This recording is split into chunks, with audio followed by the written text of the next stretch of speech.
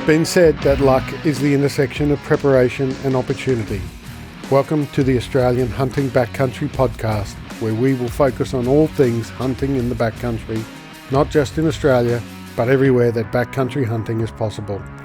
My name is Tobias, and if you're a hunter with no backpacking experience, or even an expert, I would like you to join me as we explore gear, places, and technologies, hear lived experiences, different perspectives, and share the passion that people have for a hard-earned backpack hunt. I appreciate you being here with me as I try to increase the knowledge that will bring us better luck in the backcountry.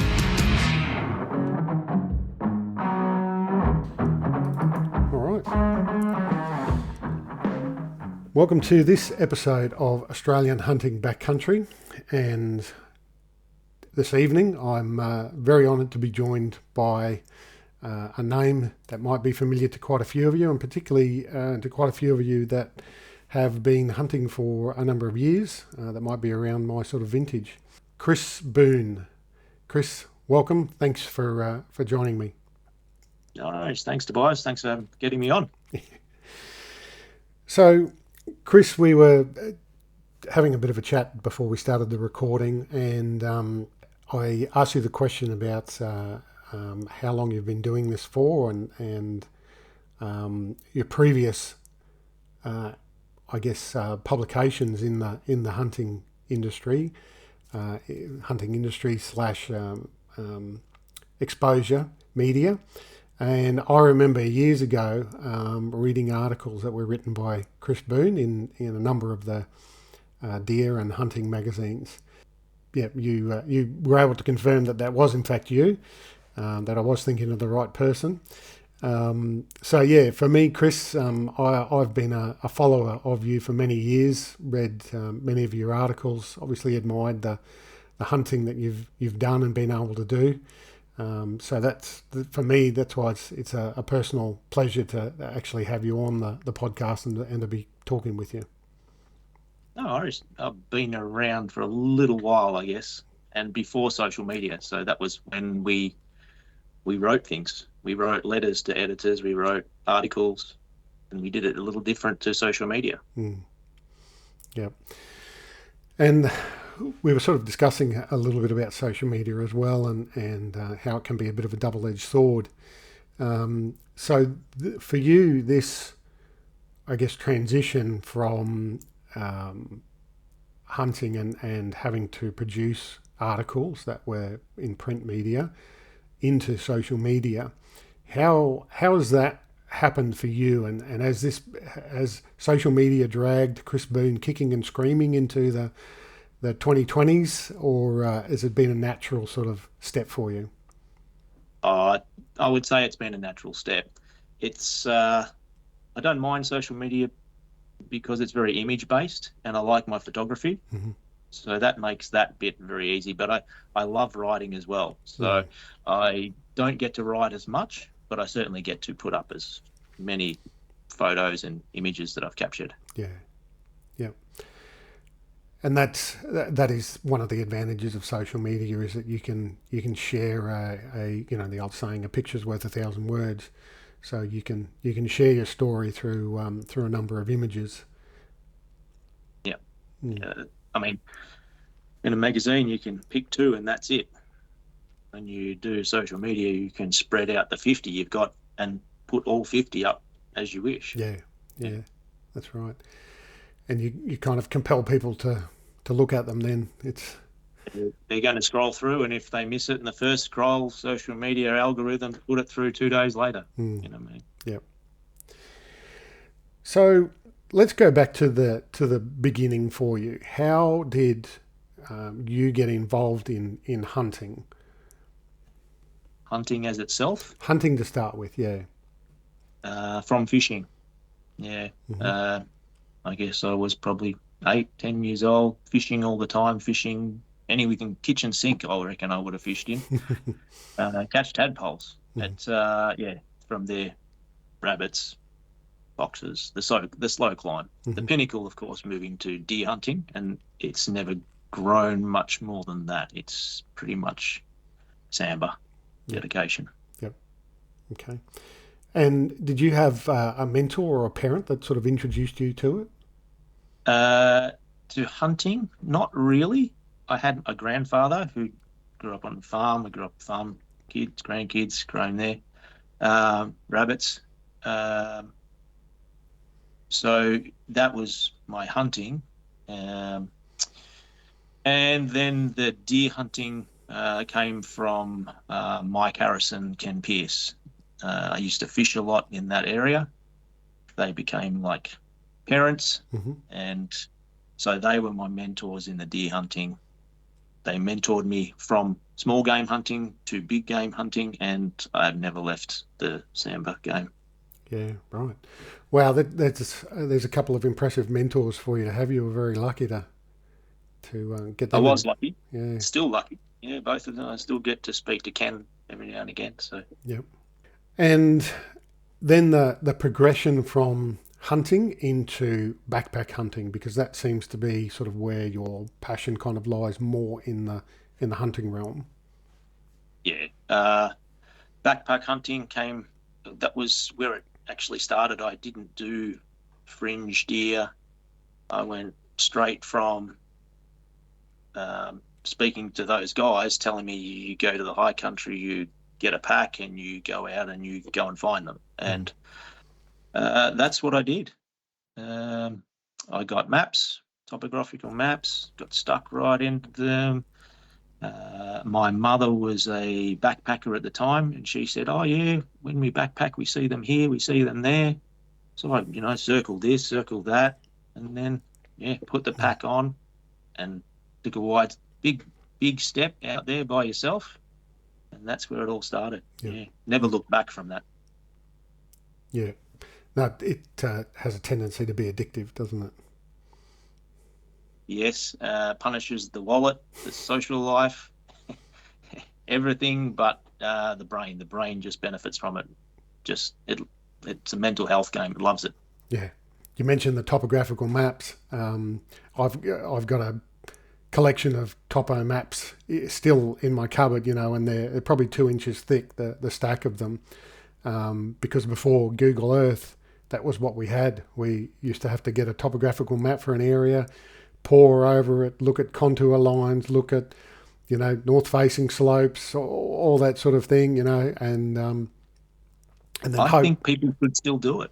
I'm just, it, I go out in the bush, and even on the recent trip, I've got a topo map and I'm reading it. Mm, I'm not looking at my GPS, and GPS is not even turned on. mm, I'm looking at this topo map, following the contours, looking for a place to camp where there's water. I couldn't imagine doing it with just a GPS. mm. Just, I'd be printing out pages and pages of maps off Google Earth if I did, and I'd take that. But I would have to have something tangible in my hands that I can calculate where I'm going to be and how far it's going to walk to it. No, that's. I think that's an aspect and a skill in the hunting scene that is slowly fading. People are becoming more and more reliant on GPSs and the convenience of them, and even mobile phones. You can download satellite imagery onto your phone before you go away and have that at the ready. But I was in scouts and ventures and so forth for many years and did a lot of backpacking through that. So back then, one of the very first skills that we had to learn, and in fact you probably earned a badge for it, was navigating on a map with a compass. So You start in Cubs, you start learning compass work in Cubs, mm, and then everything else from that venturers, as you mentioned, rovers, everything else is just the topo map. mm. Yeah. The the obvious advantage of the satellite imagery now is that it kind of gives you a little bit more of an insight into what the vegetation is going to be like in the area, and because quite often I know, being a couple of states away, I would have to plan a trip, and I would have to have plan A, plan B, plan C, and plan D usually. Because you drive into an area and start hiking in and realise that where you wanted to go was too thick or it wasn't what you were hoping it was going to be. So back out you'd come, drive to plan B, give that a go. Yeah, so that was So even nowadays, I still, even with satellite imagery, I still find myself doing that, where I have a couple of different options before I head down on a trip. Oh, definitely. Before I go, you always you look at a map and study it, but you're going to Google, you're going to check it out, you're going to 3D it, you're going to pan, and you're going to see what's happened because the top of the map, as you say, vegetation's not on there, and whatever is on there it was done in 1984 or 1992 or whatever it was, so it's not up to date. And most of the Google imagery is within a couple of years, and if not, it'll show you what's burnt, what hasn't burnt, what's regrowth. At least you can see it.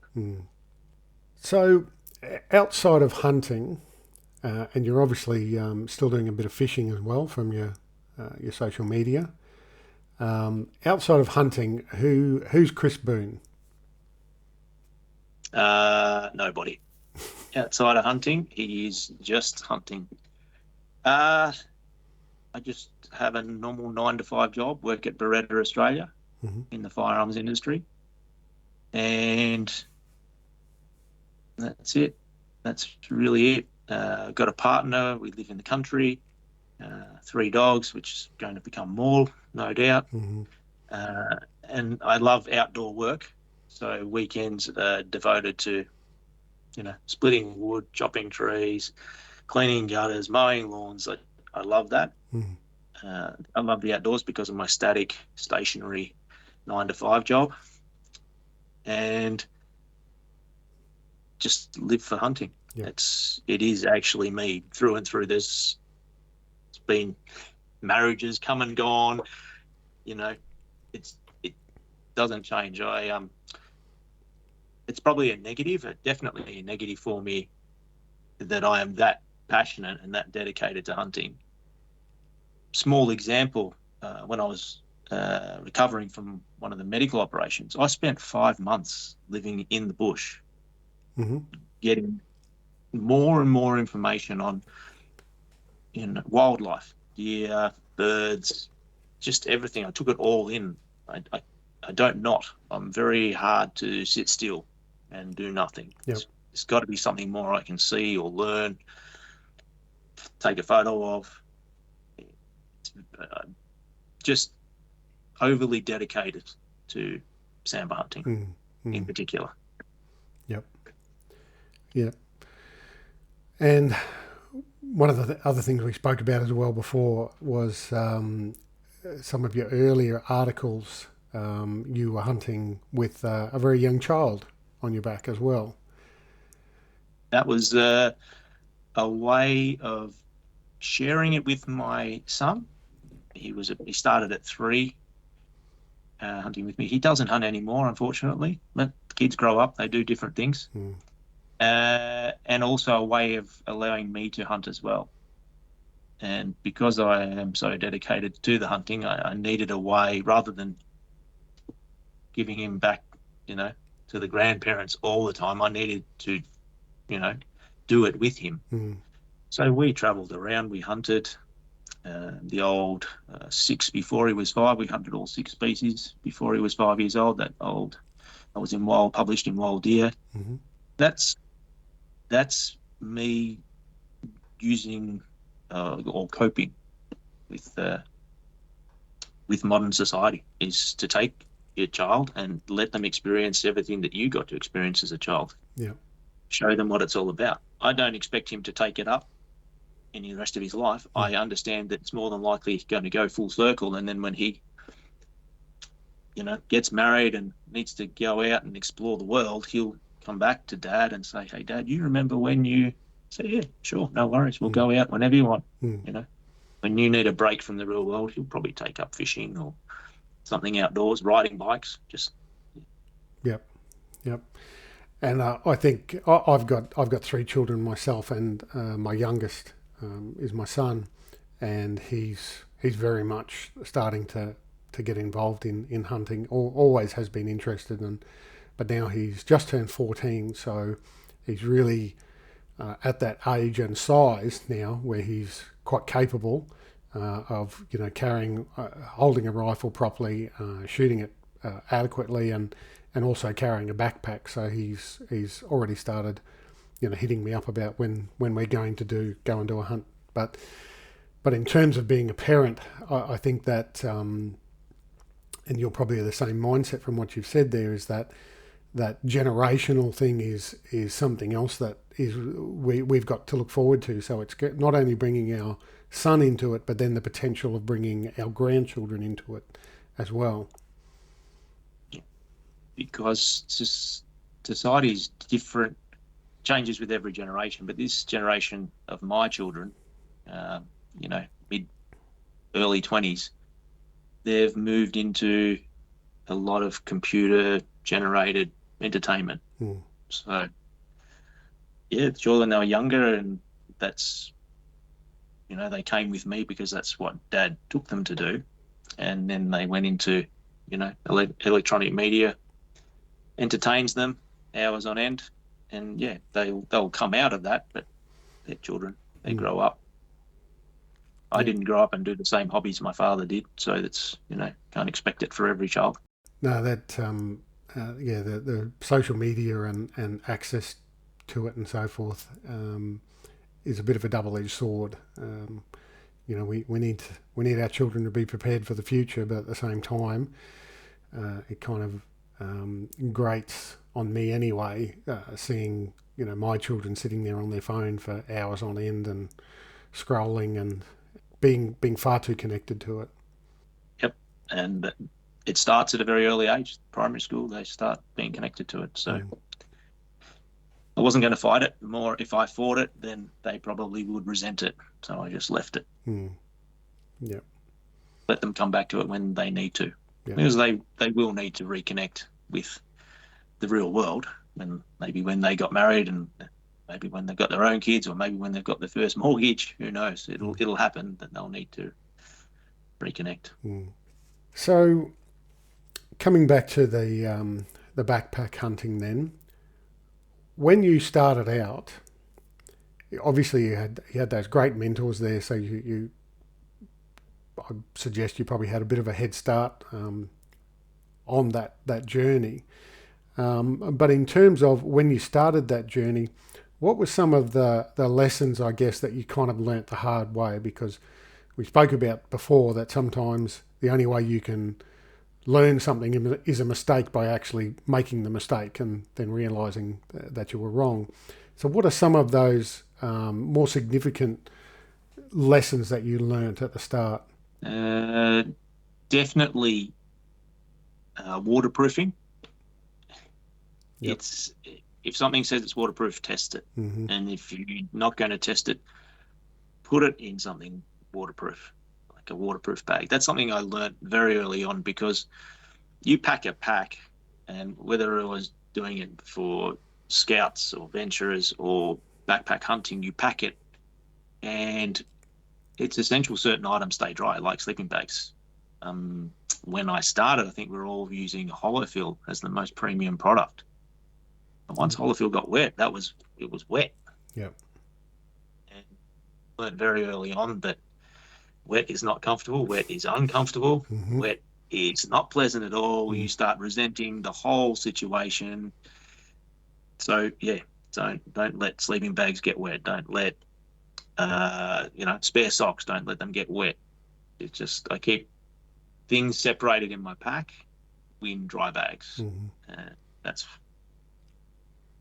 pretty much one of the most useful things I've done, because water bladders break, rain, torrential rain like we're having in Victoria, it seeps in everywhere. You can be in a dry tent, and I don't know, the nightmare of the dripping sound inside the tent, that just means that stuff's getting wet that shouldn't be getting wet. Yep. You wake up in the morning and there's a pool of water in the side of your tent that's somehow got in there, but it's there. Yeah, it's there, and it can really put a wet sleeping bag or wet clothing that you have to wear till it's dry can really put a downer on a trip. Yeah. And in terms of gear, what are some of the items that you probably started with as an entry level, and then realised that you needed to upgrade those fairly quickly? Like, for example, I always refer to the 3 Bs, boots, backpack, and bedding.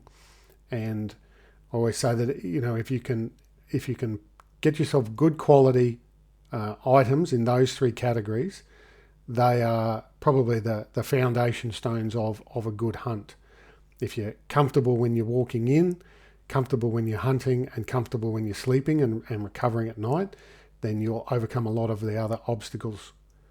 So for you, along those sort of lines, what would you categorise there? I'd have to stay with your three Bs. It's pretty.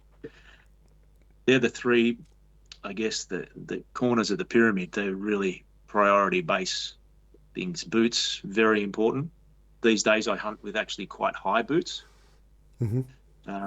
It allows me to pack in and pack out at the highest lacing. Mm-hmm. And when I'm actually hunting, I just only lace them up to sneaker height because I find they're too stiff and too noisy when you hunt with tall boots. But walking in, when you've got a weight on your back and you don't want to roll your ankle and you walk in or walk out, it's just nothing worse. So I use quite high boots. And the bedding, critical, because if you're cold and wet, you can undress and hop into your sleeping bag and you'll warm up, and it's not such a bad thing anymore being cold and wet. Yep. And a backpack, well, you're not going to go anywhere without carrying your gear in and out. So yeah, I would prioritize those three. Mm-hmm. People say tents and so on. You can be comfortable under a tarp. That's I've camped many times under a fly tarp. Even when I started, I camped under mattress bags. Okay. You used to put your queen bed inside a giant bag. I used to camp inside those bags. Right. Yep. Just take them out and just go bush and use the queen size mattress bag as a waterproof encompassment. Yep. Just those simple pleasures. I look back on and think, geez, that was good, and that didn't cost me anything. Yeah. Like, it cost me $20 to go to the mattress store and buy 5 mattress bags and use them. Okay, I've never heard of that one before, so that's interesting. Yeah.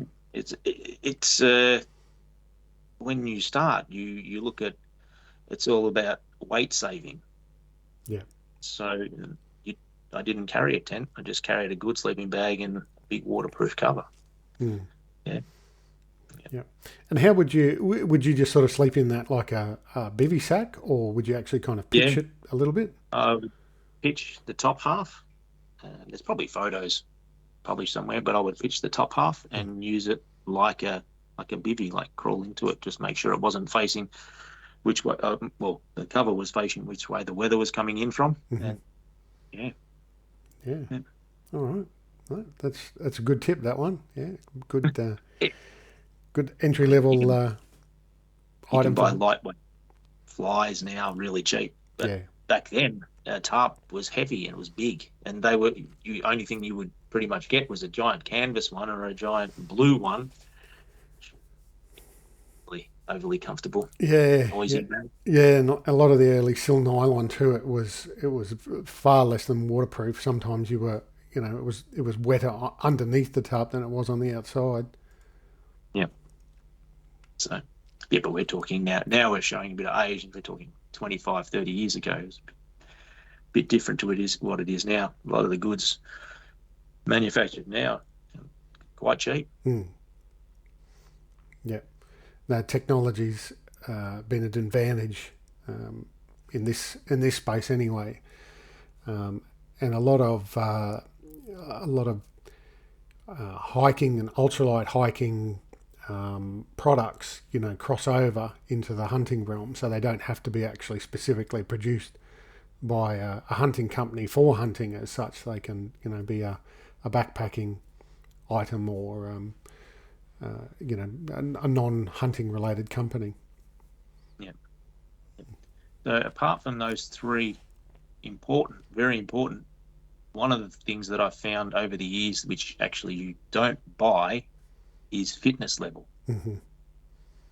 There's nothing that I enjoy more than actually hunting, and at the end of it, doing a seriously big day of hiking in or hunting, not being sore at the end of it, not having blisters, knowing I still put in 100%, but I'm not I'm not sore at the end of the day. I'm not going to wake up stiff and wonder if I'm going to go out again tomorrow. I know I'm going to wake up fine and I'll be out tomorrow to put in just as much hard work.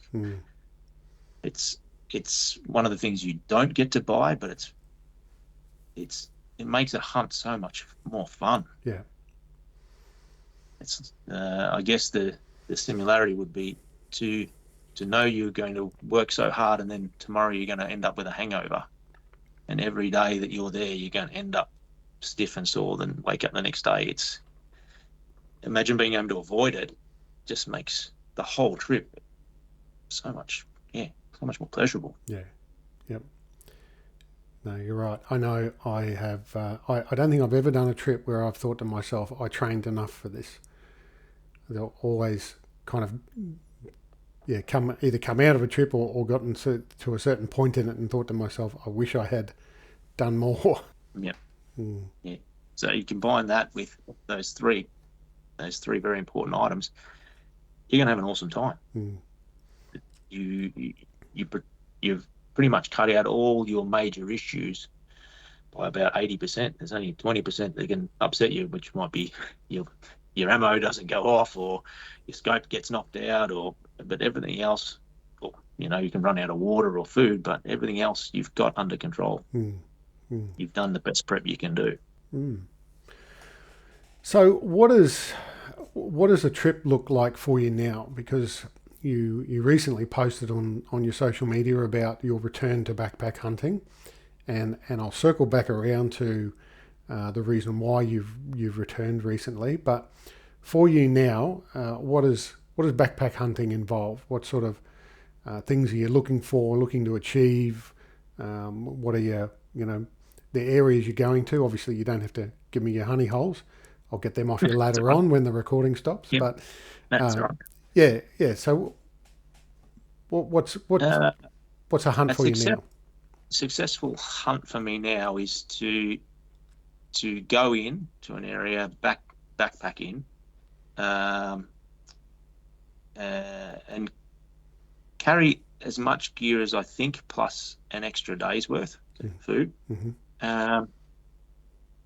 and to push myself into, say, an area that I don't think other people would like to have ventured.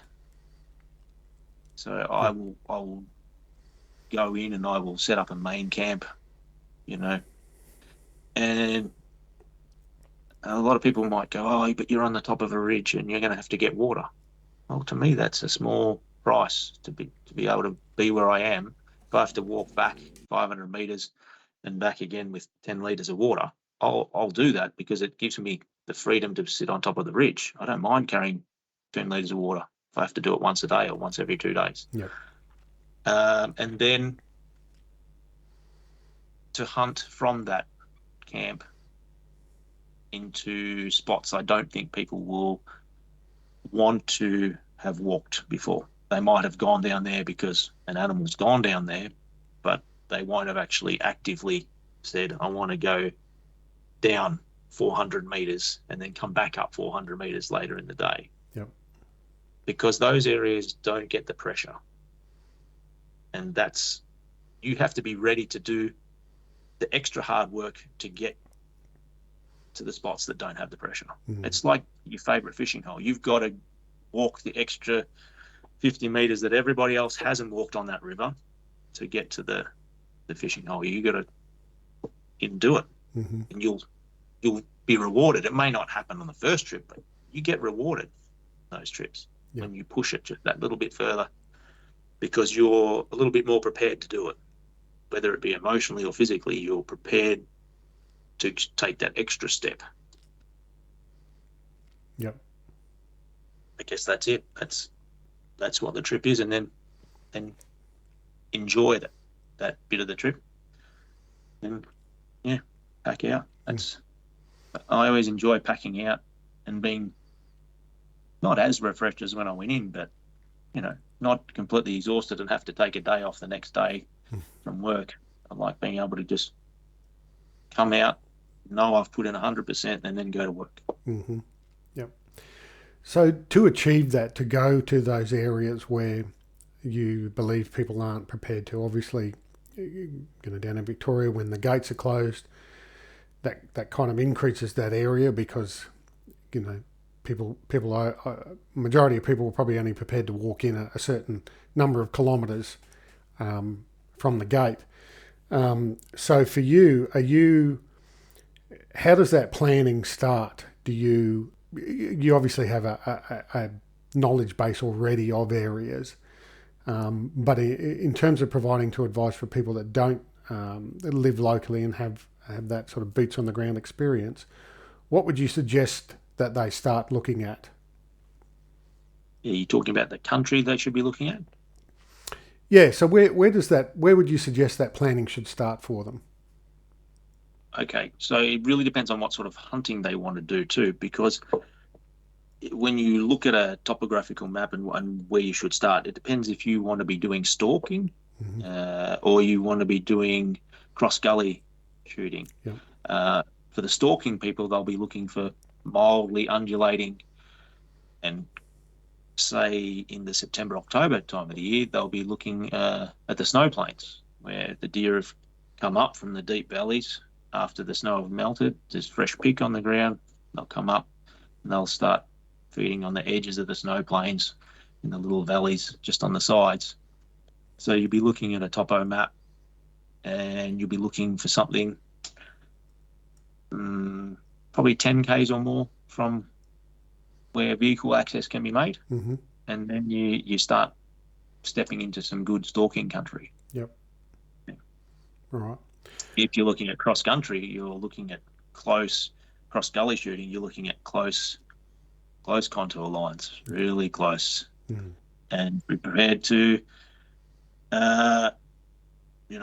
bust up a couple of antlers on your way, or drop down and have to find them.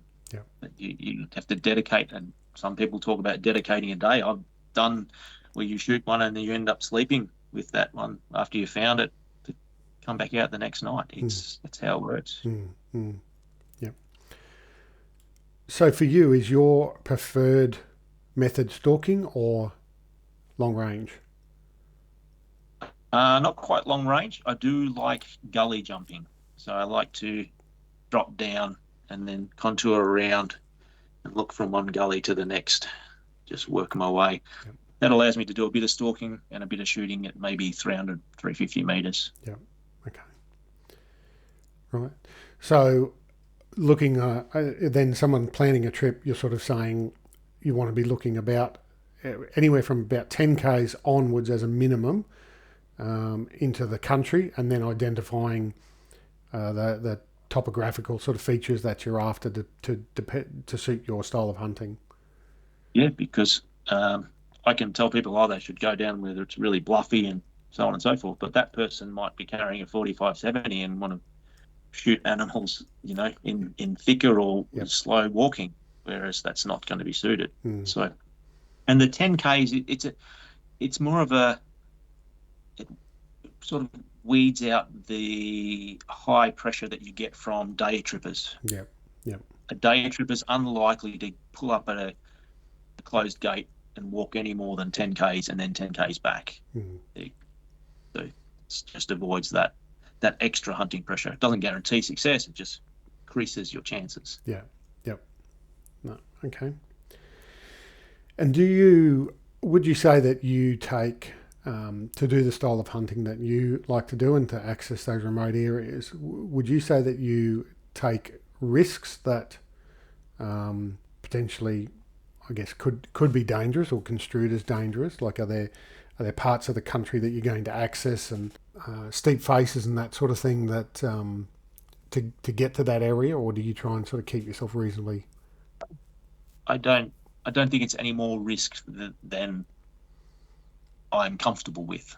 Let's put it that. There's a couple of times you get bluffed out, but I don't push myself past the bluff. I realise that I'm bluffed and I go backwards because I'm not upset to get to that point. To get to that point means there's less likely other people have been there. So even on the most recent trip, I passed up a big deer because I couldn't see a way to get to him if I did shoot him. was only on the last day I figured around a way if you go around the back and come back over the spur and you don't get bluffed out. But, I know that for next time. Yeah. I don't take any more risks. These days I do carry one of those SMS satellite messenger things. Not that it's so critical, but I do drop into deep valleys that don't have phone reception. Yep. Whereas up the tops where you set up camp, you're a stalker and you want to do the snow plains, you'll find a fair amount of reception in the Alpine National Park. Yeah, on my last trip earlier this year, we went into an area and I was actually upset that there was phone service in there. Because then the temptation and it was good phone service too. Obviously, we were getting a signal off the ski fields, but then there was temptation to log into the social media and that sort of thing. But it's a double-edged sword because you can communicate with kids or family back home, send them an occasional message and so forth. But then there's that temptation there to be distracted by it. Yeah. Which you have to enjoy the trip. It's best avoided. Just avoid the social media. But that's that increasing amount of coverage that happens more and more. And I'm hearing reports, the big phone companies are going to give us almost 100% coverage. It's going to be a challenge to get to the wilderness part of the hunting once that happens. Yeah. Look, as you said, you get upset about it, and I think that's part of the reason we go is so that we don't have that. Yep. Yeah. But yeah, like I said, in terms of double-edged sword, it obviously increases people's safety exponentially by having phone coverage. Yeah. So yeah, I guess it comes down to discipline then, doesn't it? To put your phone onto airplane mode and switch off and be comfortable that the world is going to carry on without you. Yeah. Well, I think on the most recent trip I didn't even take a camera. I just used my phone for all the images. Yeah. It's phone cameras are so good these days that it's hard to justify taking a proper camera if you're going for a hunt. If you're going for photographing, that's different. But if you're going for a hunt, you're carrying the rifle to do any other images. So yeah. I spoke to a professional photographer recently as well as part of the podcast, and he said exactly the same sort of thing. He said these days, a phone, an adapter, and your spotting scope, you can get equally as good long-range images and videos than what you could do with a very expensive camera. So, if I wasn't carrying a rifle, yeah, sure, I carry a digital SLR, but carrying a rifle, you're here for a hunt. You're not here to take pictures. Yeah. In terms of your gear then, and working for Beretta, I'm going to suggest probably has some advantages when it comes to the firearm side of things. But in terms of other gear, if you're allowed to, I don't know whether there might be a conflict there with your employer, but are you allowed to discuss some of the brands and gear that you do use? Yeah, certainly. I mean, I'm not a set or conflicted in any way. It's what I use. Beretta supply my rifle and my optic on top of the rifle and the ammunition. Apart from that, I go for whatever I choose. All right. Well, let's start with that one then. So, what's your rifle and caliber and scope choice? Yeah, I've got a real love for the new Beretta BRX, which is a straight pull. I've got it in 300 Win Mag. I've had it for about 2 years now. So I prefer the 300 Win Mag over the other calibers because it allows me to shoot 500 if required. Yep. The scope is also a Steiner Predator 8 with a ballistic turret. It can, which I've set up to shoot to 500. And when everybody does their part, we can put 2 shots within 4 inches or 10 centimeters at 500 meters. It's there if I need it. Yep. And I really like that gun. It's, I'm not saying it because I'm a Beretta fan. I really like it. I've got a Browning, which I used prior to that, which I love just as much. So, yeah. And I think from memory, or on your Instagram, you had a bipod attached to the rifle as well. Yep. Yeah. I'm a big fan of bipods. It's not any special brand that I'm aware of, but I'm a big fan of having it because I'd rather have it and not have it than what is it? Have it and Not need it. not use it. Yeah. Then because a lot of the hunting I do is steep country, Yeah. and finding a rest on a rock or take your pack off, do all these things. It's just so much easier for me to flip down the legs and shoot. And they're actually really long legs, so I can shoot across a hill, 500 meters from one gully ridge to the next gully ridge without having to chalk it up. So I can shoot lying down on a really steep angle. Yeah. Yeah. I don't shoot running game, so that sort of helps me keep things level. Yeah. Yeah. Ideally, if you can shoot, particularly with Sambar deer, because they do seem to have this superhuman powers to absorb heavy calibers when they're alert. So ideally, if you can shoot them while they're not alert and unaware of you, and naturally feeding or whatever, that always seems to be more of an advantage than shooting something that is running or alerted. I agree. Yeah. So that's why. Yeah. But apart from that, when it comes to the hunting part, critical parts are glass. I find glass very important. So I use Swarovski 15s on a tripod, and I don't carry them when I'm going down gullies, but I have them at camp. That's why I pitch it such a high altitude, 1,500 meters plus, so I can look into these deep valleys and see where I'm going to go. I can see deer, I can see game trails. I can pick all these things up before I'm down there, knowing that the deer are there. I can see rub trees, find a wallow, all sorts of stuff with good quality optics. And 15s I've carried them for almost 15 years now, probably, maybe more. And people say, "Oh, but they're so heavy," but they save me so much. Yeah, yeah. They really do. Yep. And the tripod that you're using, is there a particular brand you're fond of there? It's a Swarovski tripod, the carbon fiber. Where you can cut weight, you do. Yeah. And that's where I can. But I wouldn't go to ultra light carbon because then it shakes, and you've got to pay the price. It's a bit bulkier. It actually isn't any heavier, but it's a bit bulkier and solid. But it allows, even when the cold wind is blowing, you're a bit chilly and the wind's blowing everything else about, the tripod's solid. I can still look through it. Yeah, yeah.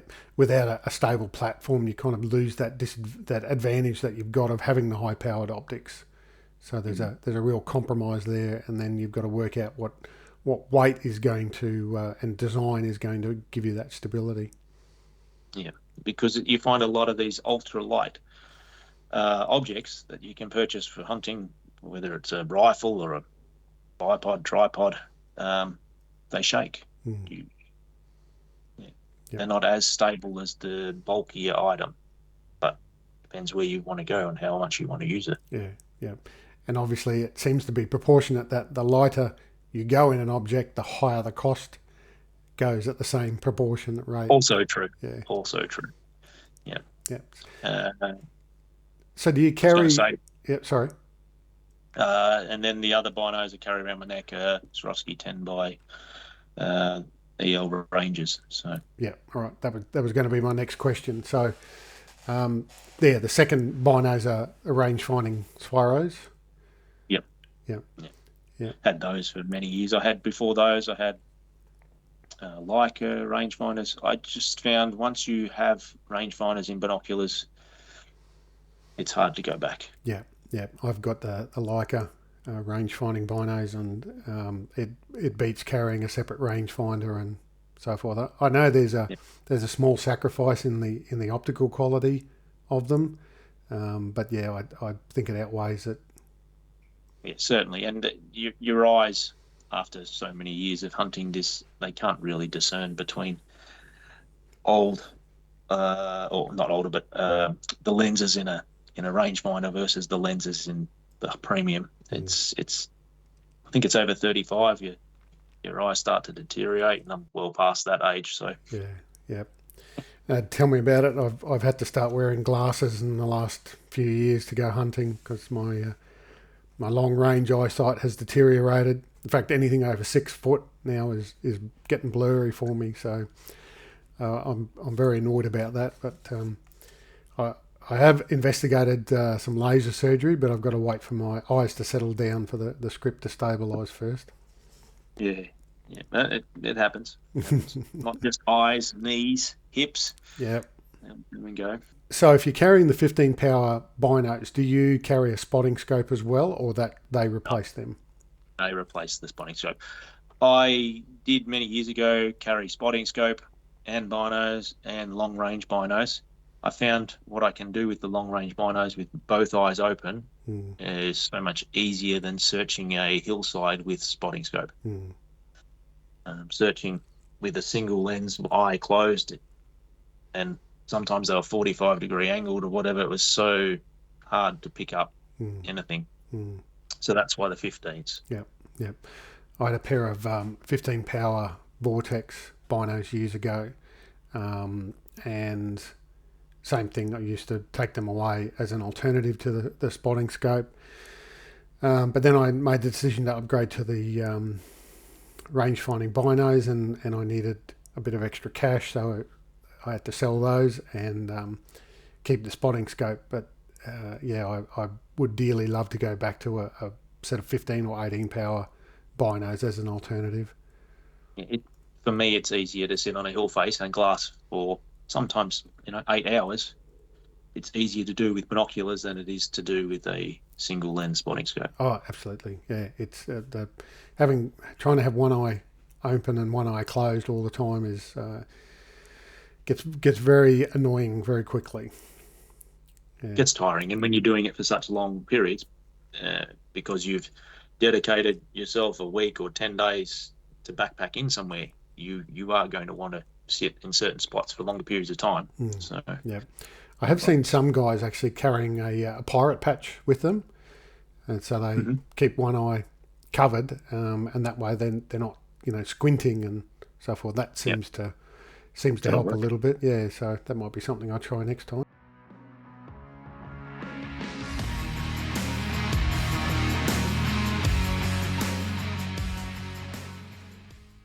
So for this segment of Friends of the Podcast, I am joined by Josh Price from Alpine Accuracy.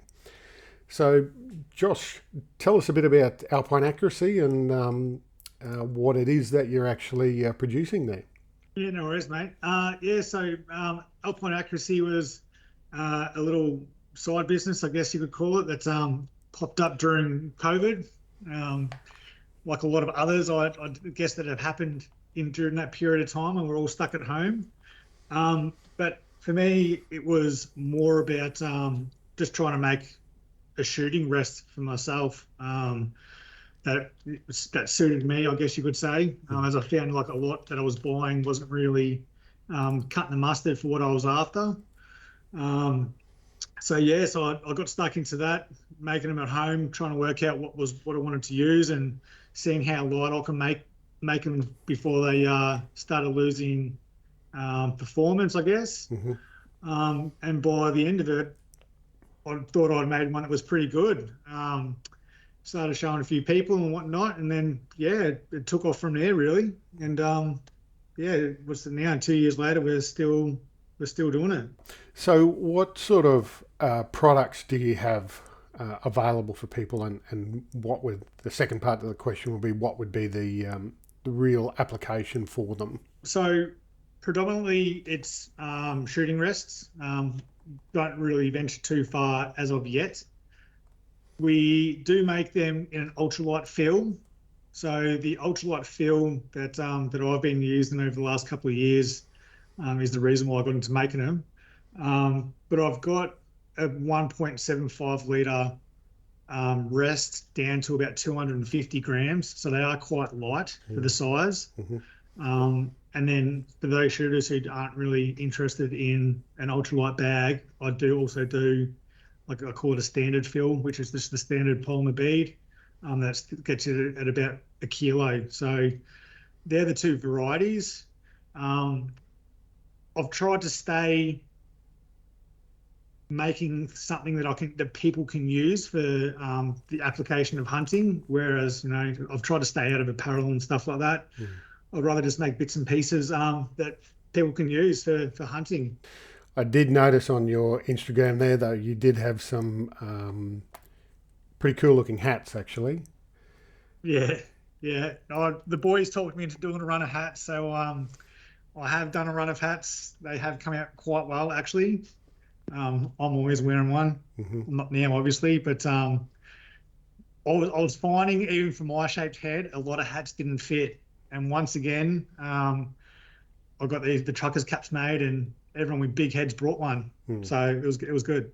So essentially, then, if someone's looking for a dedicated rest that they could use for shooting in the backcountry, something that's not going to carry with it a significant weight penalty, one of the lightweight bags would be the way to go, by the sounds of it. Yeah. So the lightweight bags that we've made have been for that specific reason.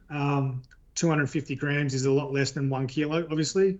And one of the things that we also do that I haven't seen yet is we make them in blaze orange. So I'm sure there's a lot of people like myself who have left them behind when they're out in the backcountry, and it's not as easy as just driving back to go and get it most of the time. So being that blaze orange instead of a camo color is easier to find, I guess you could say, once you set up. If you've taken the shot and the adrenaline's all high and you're the fist pumping after you get the result you want, it's pretty hard to leave them behind when they're bright orange. Yeah, it is easy to get up and leave stuff behind. I'm fairly sure I've left a few things behind. Nothing. I've left binoculars behind. So no, I haven't done maybe that. I'll make a blaze orange pouch next. Yeah.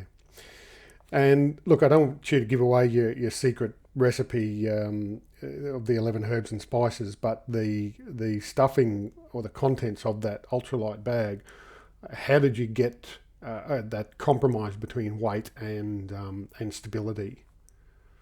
So during the process, when we were in COVID, obviously I had a lot of time to try different things, and I got onto a place in America that specialised in making ultralight fill for shooting bags. So I got in contact with them. I had a heap of samples sent over, and then it was literally I made 10 different bags out of different fills, different sizes, and it literally was just a process of elimination, trying to work out what I personally liked the most. I obviously shoot a lot of long range, so I wanted to make sure that I was light enough without losing any accuracy. And then the fill that I ended up going with worked out to be roughly that 250 grams. So it worked out quite well, to be honest. Yeah, okay. I have done things before, like, use the top part of your pack, put my my puffy jacket in that and try and use that before. And it's worked, but it hasn't always been great. Particularly with like puffy jackets and so forth, they, as you put pressure on them, obviously the air starts to seep out and then they, slowly move. So they're not the most stable form. So something like that I could see, be great value, and at 250 grams certainly is not going to hurt to carry it as well. Yeah, you're right. And I've got a customer, he's brought 3 now for himself and his 2 sons. And he does a lot of pig culling in New South Wales, and he's pretty much got his strapped to his rifle by the molly loop that's on the bag. And he's shooting 30, 40 pigs week in, week out. And realistically, it's the reviews of people like him coming back to me saying what works and what doesn't, but he's putting it through the test and he's using it every day for that job, and he loves it. He can't get enough of it. So Yep. Yeah, great. I see you've also got some pouches for some kestrels too. Are they still available? Yeah, yeah. So I did a run of pouches for kestrels. Reason being, obviously, kestrels don't come with a cover. Mine's fairly scratched now, the screen, and obviously the screens aren't replaceable. So once again, I made some blaze orange covers for them. And yeah, I've got a few left still. Once again, it's all in production still with those. I'm trying to finalise them, but I still have a few left over. Yeah, and obviously the thing with kestrels too is they do come in some earthy tones and so forth. So if you did put them down, they would quite easily blend in. So having them attached to a blaze orange pouch would certainly be advantageous from that point of view. 100%. I've actually had mine hanging in a tree and once again left it there. And then it wasn't until I got back to the car that I realised it was still hanging in the tree. So it's a $1,350 walk if you don't want to go back and get it. So once again, that's pretty much why I made that cover. I just wanted to make one for my own, so I didn't do that again. And then just started making them. Yeah. Okay. And any more sort of thoughts about future projects, products that you're going to bring out? I've got a few ideas in the back of my mind that I do want to go with. Obviously, they're all Australian made.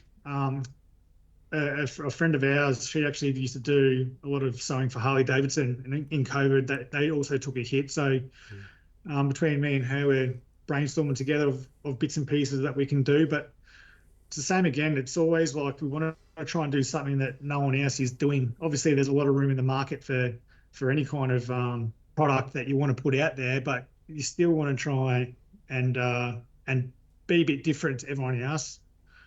So we will try and do a few things this year. Can't really say too much just yet, but we do need to do quite a few prototypes and give them the run to make sure that they'll stand up to time, and then we'll slowly release it from there. Yeah. Okay. So if people want to, first of all, have a look at what you've got on offer, where do they go? And then secondly, what's the best way to contact you to order something or purchase? At the moment, it's just all straight through Instagram. I've found that obviously the easiest at the moment.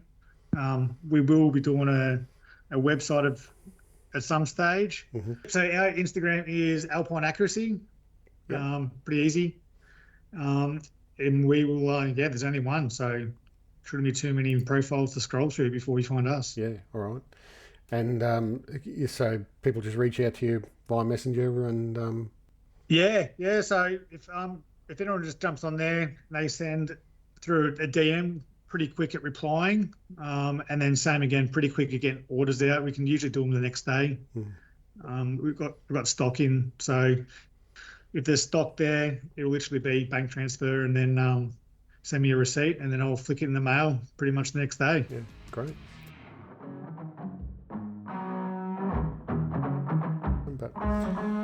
All right, and obviously I see on the pictures Tatonka pack.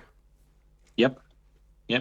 So Tatonka came about. I was researching, actually at the time, just researching packs in general, and then I saw Tatonka in New Zealand had come up with this split frame pack, where you put a modular pack on the back of a frame, and the other hunting I do throughout the year, because I don't stop, I hunt all year round, is mostly meat hunting in terrain, thicker terrain, not steep terrain, but just thicker terrain. So I thought that makes sense for me to buy that and use the bigger pack when I go for high country, and just use the back pack, the frame bit, for meat recovery. Yep. And I have yet to give it a run on meat recovery, so we'll see how we go. But I liked the idea, and I think I'll stick with that idea. Yeah. It might be a touch heavier than other packs. You probably noticed I don't mind paying more in weight for something that is more comfortable or more suited for what I'm going to be doing. I don't want to have to compromise a pack, by 500 grams if it's not going to do what I want it to do. I'd rather have it and carry the extra 500 grams. Yep. I will come back around to the weight because that was of particular interest to me as well. But I don't know whether you've seen him, Thane Young, Rogie Productions on YouTube. I don't pay much attention though. Yeah, he's a brand ambassador for Tatonka. He's over on the North Island in New Zealand, and he will hike into an area, snipes a deer opposite ridge, then he pulls the pack off and just basically has the frame and a couple of essentials, and boosts it over, grabs the deer. Yes, I have seen that clip. Yep. Yeah, butchers him up and then throws it on the frame and carries it back over, and then packs out. So yeah, he sort of got that system down packed, and he was part of the development and design of the system as well. Yeah, I think that's one of the clips that made me alternate from a regular pack, which is what I'd used for so many years prior, to this version that allows me to do what he did. Yep. And because as I said, I hunt all year round, so it's not just high country. It's going to do both. It's going to do the meat recovery trips as well. Yep. All right. And your boots, you mentioned you like a pair of high supportive boots. What are you running there? I'm running Mindall boots. Okay. I don't know the model of these ones. They will be replaced. This is I think it's their 10th year, so they've started to perish, but they've given me 10 years. So that's pretty good. Yeah. So, but yes, they are the Mindall high boots. So they'll be replaced with other high boots. They are once again heavier, but they allow me a bit more security when I am carrying weight, and when they're fully laced up, and then I can treat them like regular boots, just not lacing them all the way up. Yep. And the your bedding system and I guess tent or shelter system. Yep. So I don't use any name brand tent. It's actually something I got off Amazon. Because it had everything I wanted. It's got a sleeping compartment on one end and a large vestibule on the other. Now, in the past, I've learned when you pack somewhere and it's raining and you've got a wet pack, you don't want to have to put that inside the tent with you just to have it protected. So that's why I bought this this larger, it's longer really, 4-season tent that allows me to put the pack still under the fly in the vestibule, but it keeps it away from my waterproofed zone, which is where I'm going to be sleeping. Yep.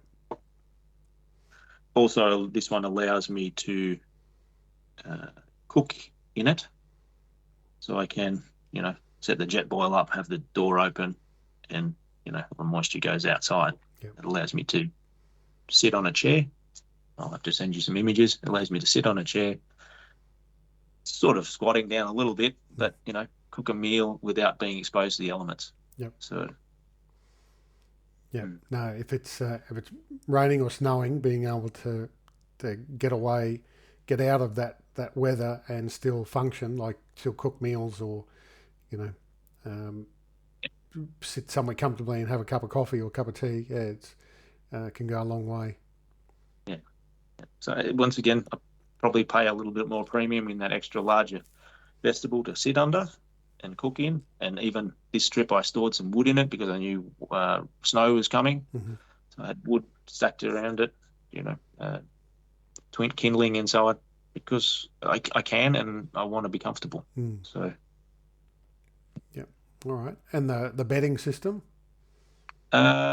Just a Stony Creek 900 sleeping bag that I've had for quite a few years.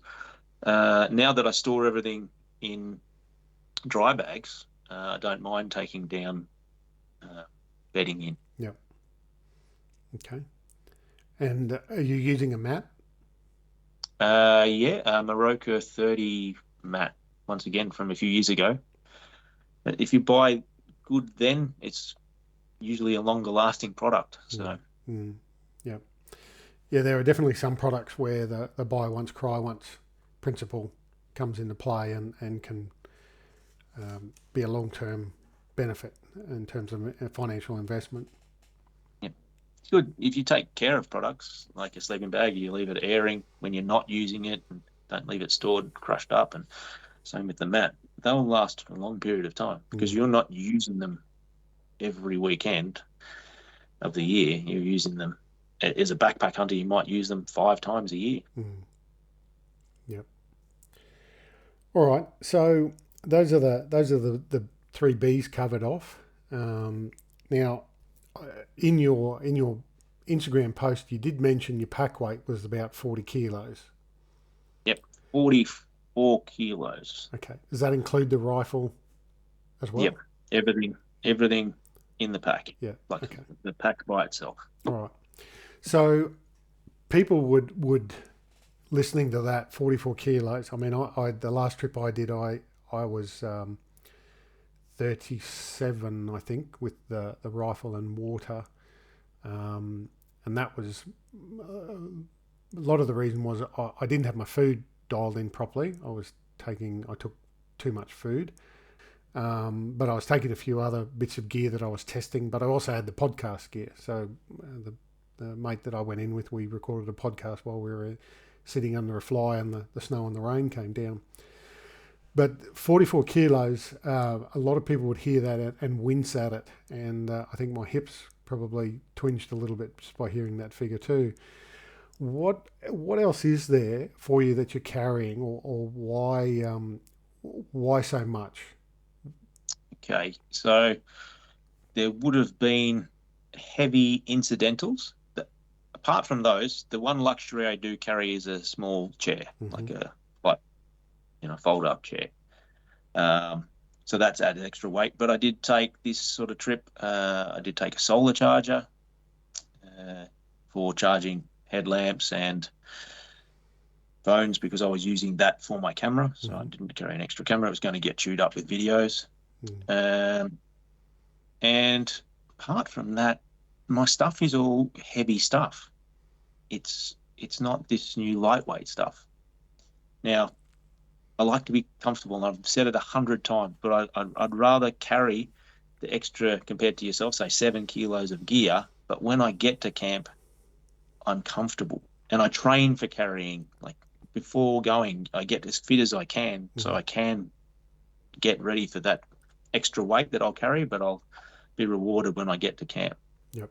So I don't know if there's a lot of stuff that I wouldn't take again. There's stuff that I might lighten a little. I did take a day pack as well. You might have seen that in the video, because when I don't want to use my pack for my day trips when I leave main camp. I like to have a separate pack, so I took my regular pack. Yep.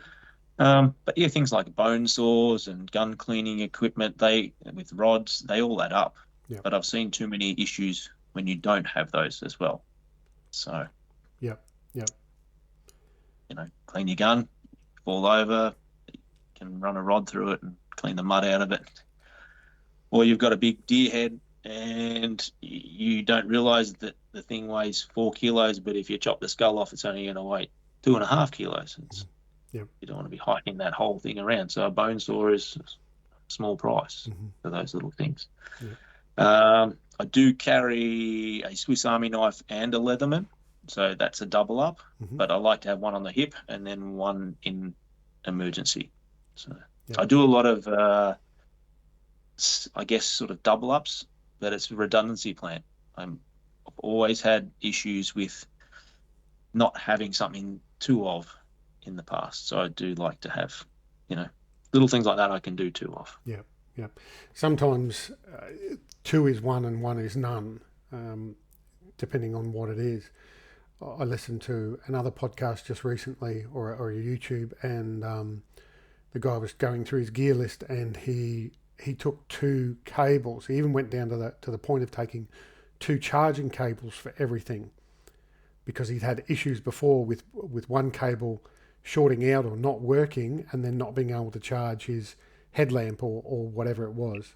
So, like, I'll even take 3 headlamps now. So I'll have 2 main ones, and then one little sort of super emergency one, which is just one of the little, coin battery operated headlamps, and that goes in my sort of emergency kit. So as a last resort, I've at least got something.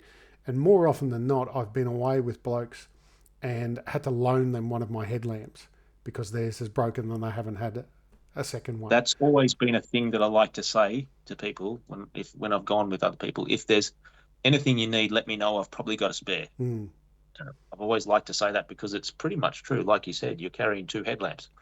You're ready to have a problem yourself or ready to fix a problem for somebody else. Yeah. It's just, I guess you do it enough. You don't like to go what you would think would be unprepared, which is certain critical items you only have one of or no batteries for it because you think you'll be able to charge it up or whatever. Yeah. I took a battery pack that has a solar panel attached to it as well on the last trip.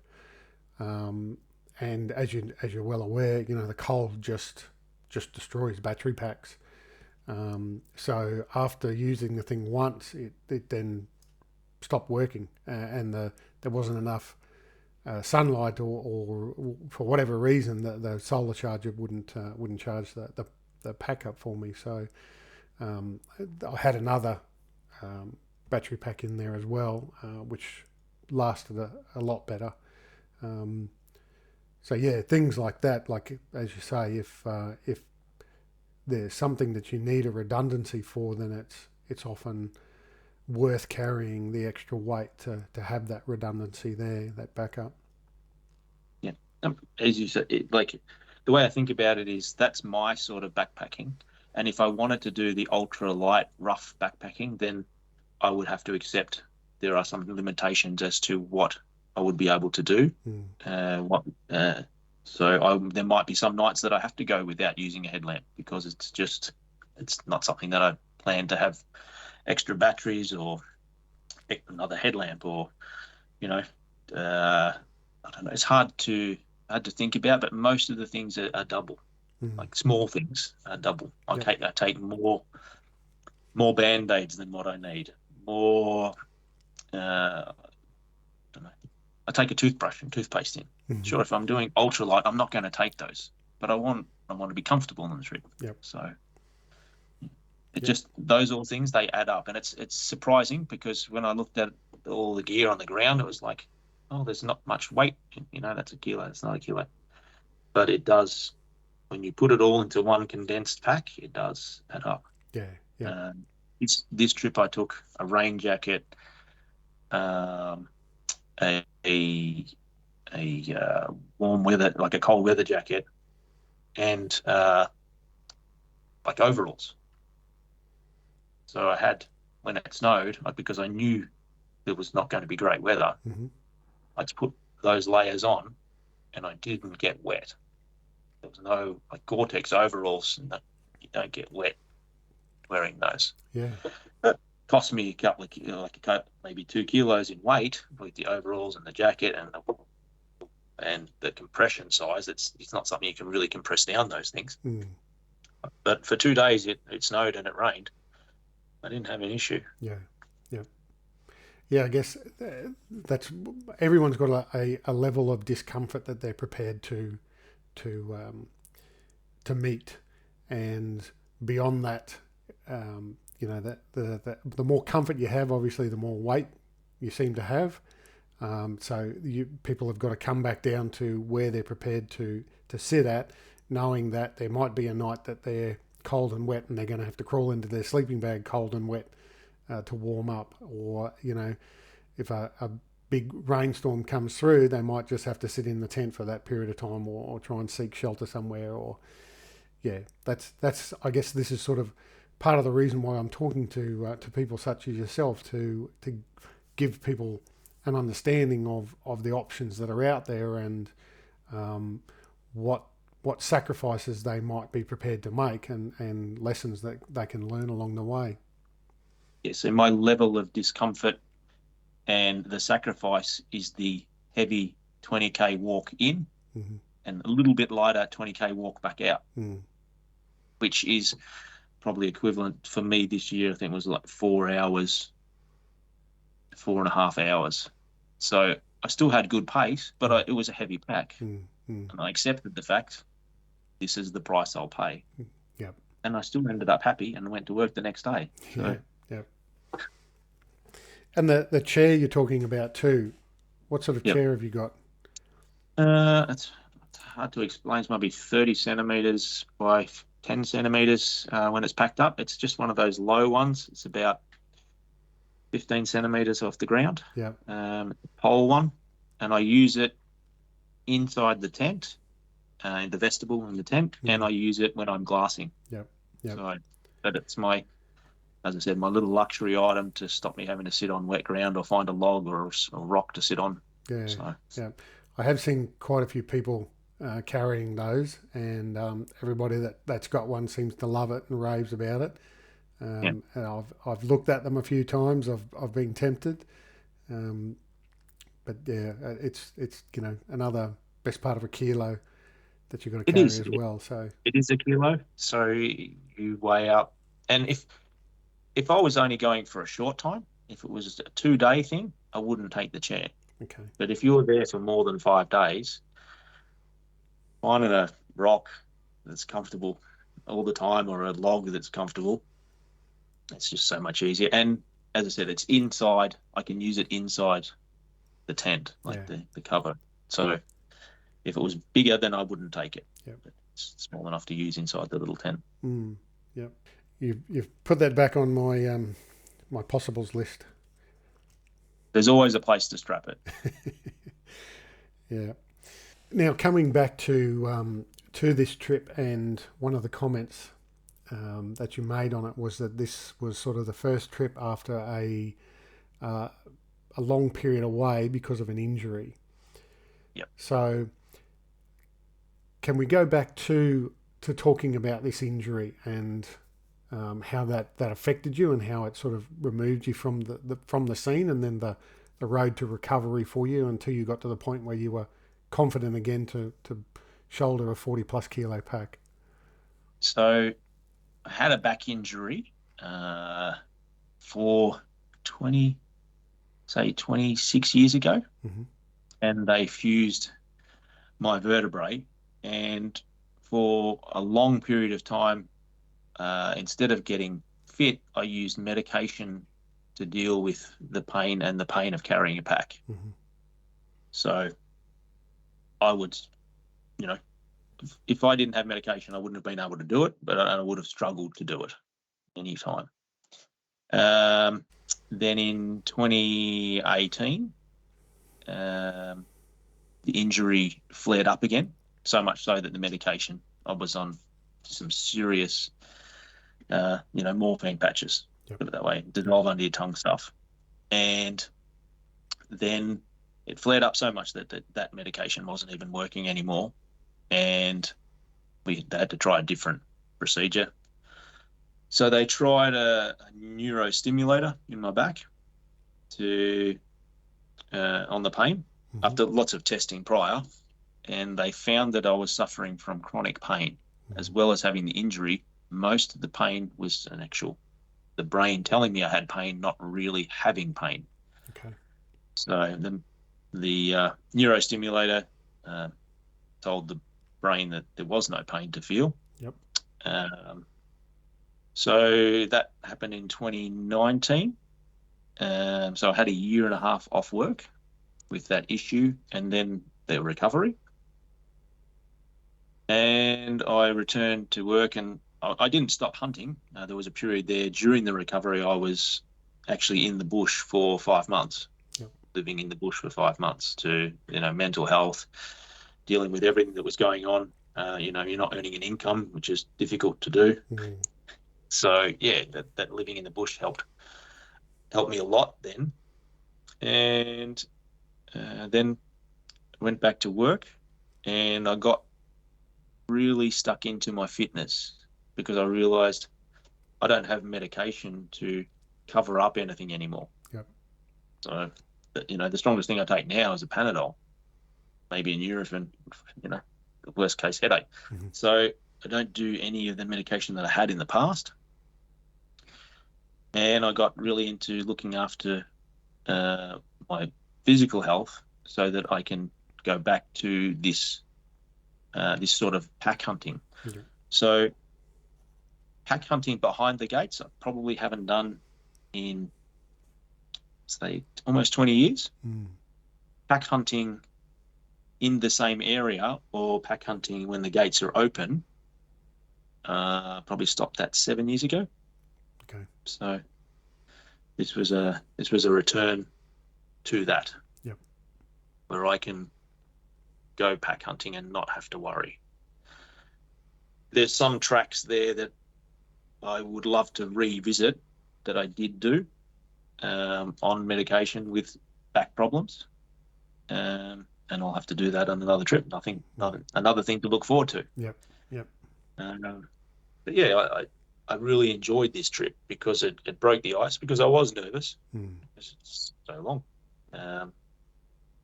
7 years is a long time to not put on a backpack and gone for a backpack hunt. I know it sounds like a long period of time, but it wasn't a long period of time between hunting, because I hunt all year round. Yep. But yeah, when one of the things that got me thinking, hey, I can do this, was I was carrying out Sambar, and I thought, you know what, if I can do this, I can carry 2 back legs out, 2 front legs. If I can carry a 3/4 grown deer out, dressed, I can carry a pack. Why aren't I carrying a pack and going back to what I used to do? So yeah, that was. Then seeing other people who were in a less healthy physical state than myself, and they were doing it, I thought, I've got to go back and visit some of these spots that I used to go to. Yep. So hunting was a big motivator for you to increase your fitness and overcome that injury and the pain. Yeah, because once the pain had gone, I could enjoy everything, funnily enough, more than I thought I could have. I thought I was enjoying it when I was in pain, but when you take pain away and chronic pain away, you enjoy life in general so much more. Yeah. You're so much more active. You talk differently. You react differently to situations. You're not doped up, and you're not, cooped up from pain. Yep. So. Yep. Yeah. Good. Chronic back and nerve pain is just something you don't want to have, and you don't wish it upon anyone. It just unfortunately happens to a lot of people. Yeah. Yeah. What I'm doing now, my business is working with disabled people with disabilities, and some of those people are suffering chronic pain as well. So I see, your story sort of resonates with me, because I see my own clients, the struggles that they're going through and how it affects them and takes its toll on them every day. From the minute you open your eyes, you're in pain until the minute you can get yourself to sleep. Yep, and then it's a vicious cycle. And even now, my brain recognizes certain movements, and my muscles will tense, expecting pain. And we're talking of 4 years of not feeling that pain anymore. Yep. But my brain and my muscles still expect the pain when I do a certain movement, even though there is nothing. Yeah. It's just. It's become so engrossed in the muscle movement, the muscle memory. It's unfortunate, but that's how much nerve pain you get in your back. It's just, it's devastating. Yeah, debilitating. Because that became a learned behaviour for your body. So it was almost a muscle memory, that when that combination occurred, you were going to be in pain, and you're retraining yourself to stop that. But I did a lot of tests, and when I was going through whether I was eligible for this chronic pain device, and that's the sort of thing they found, is that my body was expecting pain. That's why they went down this path of chronic pain, and they solved it. But I was a shadow of a person then. I was a grey, because I was on so much medication. I was grey, it was such a negative. When I look back at pictures now, I feel sorry for myself. I should never have been on that much medication and being in that much pain. They should have come across this fix sooner. And even though you were still hunting during that time, the backpack hunting, or the inability to do that, because we spoke before we started recording about the benefits of mental health from this style of hunting, and that disconnection and that connection with nature, and like you're saying, it's not just about the gun and shooting a deer. It's being out there in that environment and being around all the other noises and activity in the bush. What sort of toll did that take on your mental health, or how have you seen your mental health improve now that you've been able to re-engage in the backpack hunting? Mental health definitely improved, because a lot of it's a mental game, the backpack hunting, and the whole reason I'll say we as backpack hunters go backpack hunting is the adventure of it. It's not, as you say, the shooting. The part of it is the hunt, but more part of it is the whole adventure of the hunt. Whether it's hiking in there and hiking out to say to yourself, you walked that far with a pack on, or you walk that far off the road, as an example. Even that's an adventure. We got off the track here and we've walked 4Ks off track to this spot. Right? That's part of the adventure. So the mental health has been even more than I thought. I was good before I went on the hunt, and now I'm even better because I've experienced challenges to myself and conquered them. Yep. So it's always just that little bit better. And I'm sure future backpack hunts will be the same. There's certain places I want to go, or certain things I want to do, and I'll do those things. May not be the next trip, but I'll try. And if I don't do it the next trip, I'll do it the trip after. I'll keep trying, because that's the challenge, is to have an adventure that you remember every single time. Yep. So definitely mental health is changed by backpack hunting. Funnily enough, you can hunt all the time in fridge country, but nothing stimulates the brain to feel good about itself than backpack hunting. Yep. No, 100% agree with you there, mate. You really hit the nail on the head then. That the word you used was adventure. It's not just about going out and shooting a deer. It's about having an adventure, and however that looks for people. And I know personally, I used to work in a job years ago that was significantly stressful because of the content of the job. And when I found myself out, I would plan to go away at least twice a year to try and do a backpack hunt. And every time I did, I came back feeling significantly better because of that. Yeah, adventure is an oversimplification of it, but essentially that's what it is. It was meeting the challenges and overcoming them, and doing things that you wanted to do because you wanted to do it, not because you had to do it or anything like that. And it was hard, but you wanted to do it. Walking up that mountain in fighting your way through blackberries and dogwood and all of that sort of thing. That's not an enjoyable experience at the time, but when you got to the top, man, you felt good about it. It was definitely you can say it's more adventure than it is thrill of the hunt. Of the time that I was backpacking away recently, only maybe 2 days were spent seriously dedicated to hunting. The other days were spent dedicated to having my adventure. I went to places that I'd seen deer years ago, taken photo of. I went back to those places. Didn't see deer there, but I went back. I walked back down tracks that I remember being horrible. And this time, because I was so much more prepared and mentally, physically healthier, they were nothing. They were not these torturous, heart attack hills. Yeah. They were not anymore. They were easily walked by a person carrying a gun and a day pack, and not struggling, not sweating out. So yeah, I went to see those places again and just proved to myself that, and to myself only, that I've changed. Yeah. I've mentally and physically changed from that person that did go into those places 7+ years ago, and now I'm not that person. Yep. Yep. I was going to make that very comment that you did just then, that it was kind of more about, a lot of it was about proving to yourself that the past is behind, and you're in a much better place now by the sounds of it.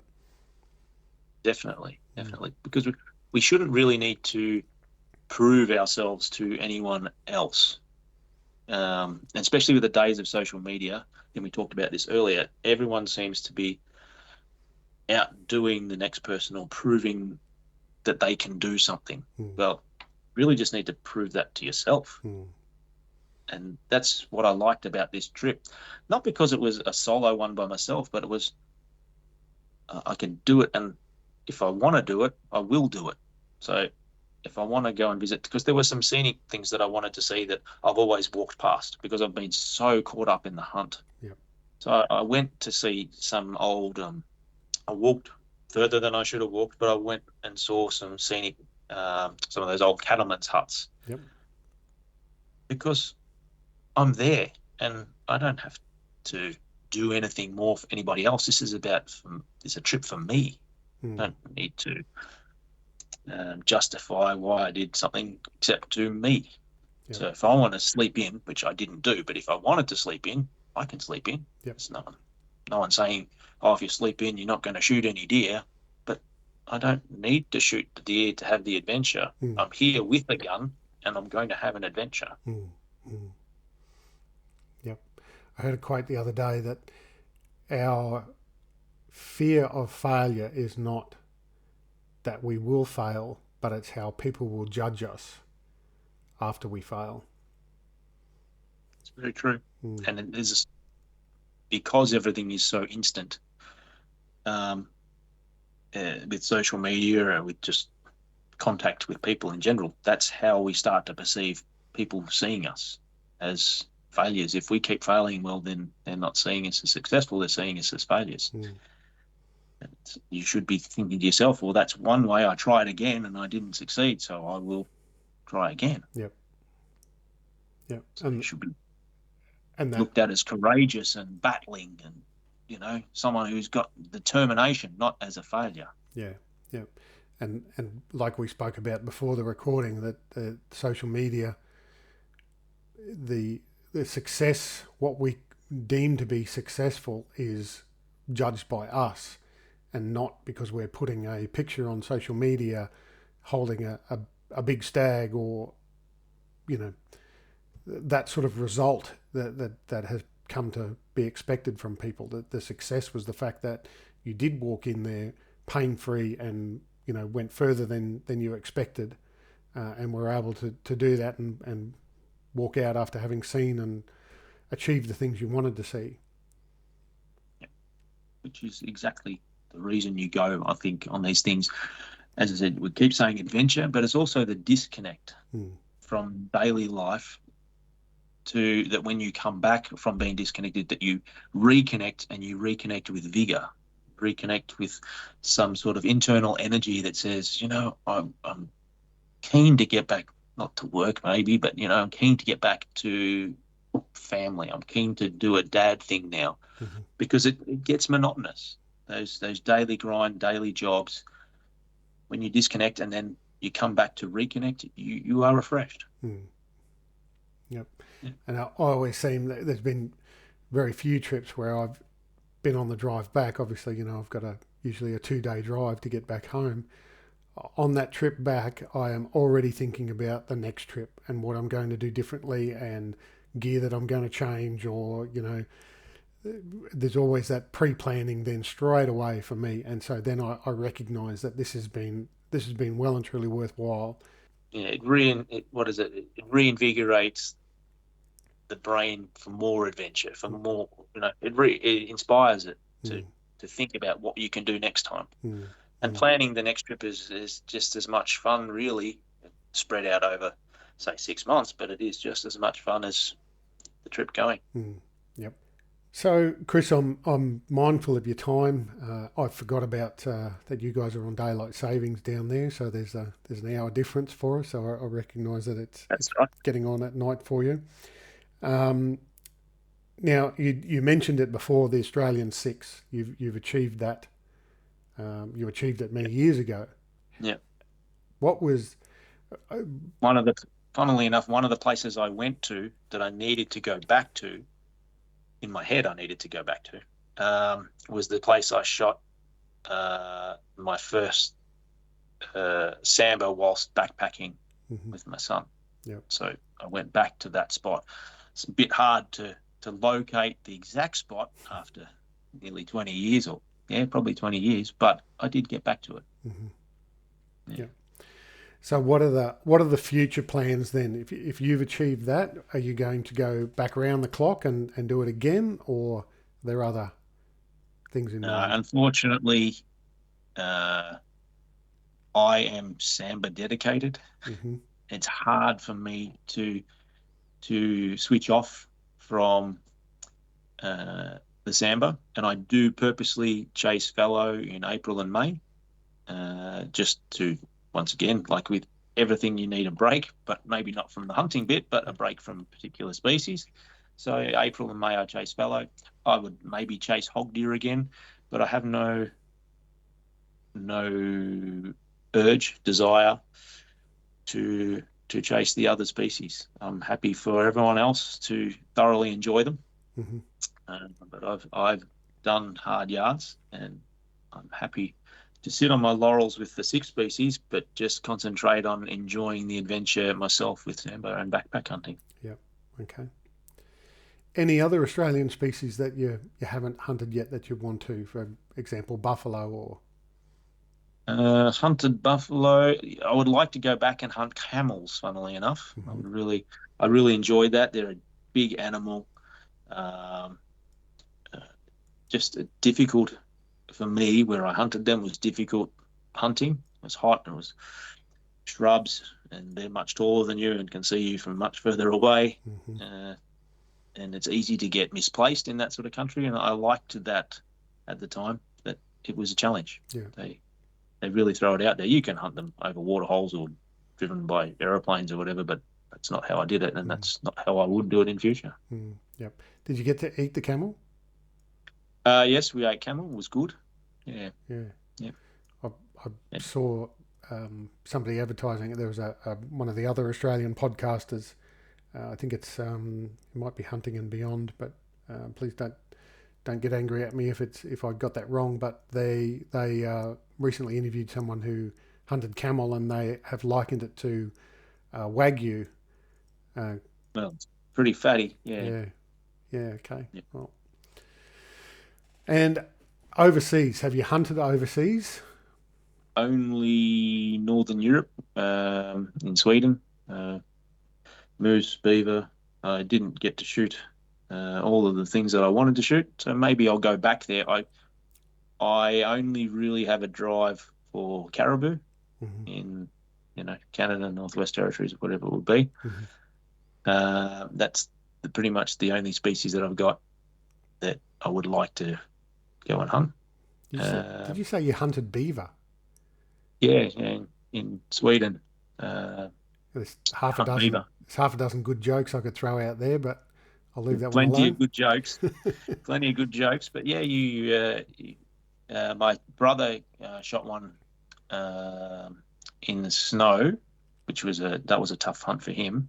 I went by canoe on open water, which is difficult to hit them in the head. You can't hit them anywhere else because they dive and then you never see them again. But my brother had a true adventure hunt where he travelled by ski-mobile and then skis to frozen lake and had to sit there freezing until they come out. That was one of those adventure hunts. Yeah, right. Wow. Okay. So never been to New Zealand. Any thoughts on going to New Zealand? If I was going to New Zealand, I'd probably look at the whitetail on Stewart Island. That's something that would interest me. Yep. That sort of interesting. So that to me would be the interesting bit. Dropped off by a plane, and then the plane has to come back and pick you up. You have to wait, survive there for 7 days and hunt. And I like that bit. I don't have an overall interest in tahr and chamois.